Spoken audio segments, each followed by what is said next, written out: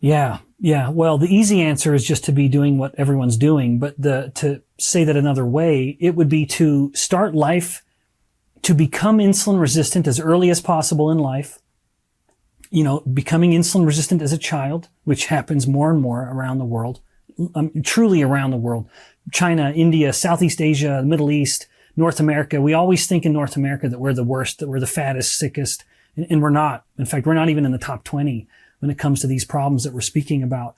But it's a global problem. So become insulin resistant as early as possible in your youth, which will start driving greater hunger because insulin and leptin will be disrupted centrally at the hypothalamus, promoting greater hunger.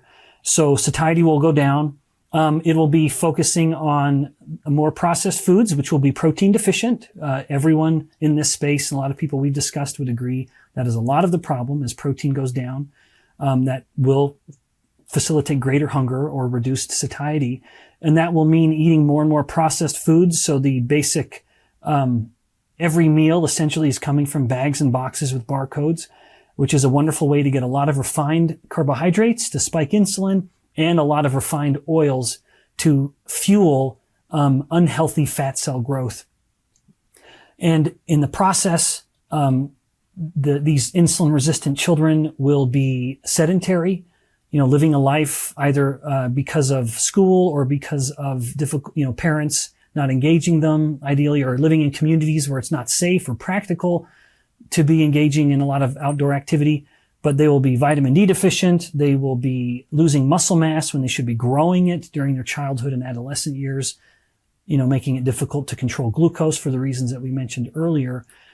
And then underlying all of this process of becoming overweight and sick at a very early age, you know, developing hypertension and diabetes in their teens, increasing the risk of heart disease, cancers, and dementia, increasing the economic and lifespan burden in a society. But underlying all of it is this disease of, you know, family and even morality, where we are losing the moral foundation that helped people have this sense of pride in being something unique and something special with, I would say, you know, a bit of divinity in every person that is worthy of capitalizing and growing.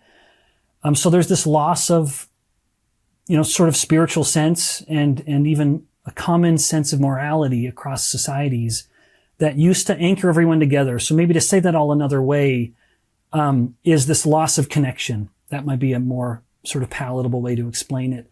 That once upon a time we had these units within communities that really fostered connections with other individuals, certainly within the home and outside the home. And I think all of these variables come together. It's the increasing isolation, killing people emotionally and perhaps even a little intellectually.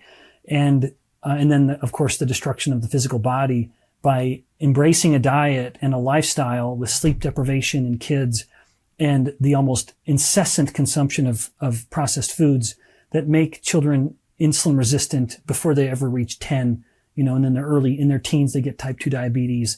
And then they're on multiple medications by the time they're 20, that once upon a time were medications for someone who was 80, you know. So we're getting fatter, sicker, and we're aging faster, all while we're getting more miserable by losing the social connections that were once so prevalent within communities.